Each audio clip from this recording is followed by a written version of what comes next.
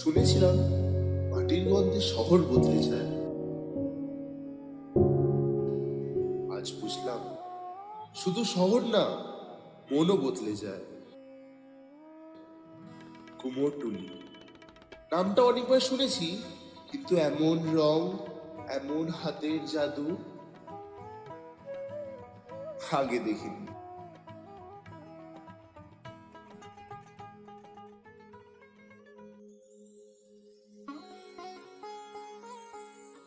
এখনো চোখ আঁকা হয়নি, কিন্তু মনে হচ্ছে যেন দেবী তাকিয়ে আছে। এই মাটি শুধু নদীর কিনারা থেকে আনা নয়, এখানে আছে শিল্পীর হাতের ধুলো, ঘাম গন্ধ আর ভক্তির স্পর্শ।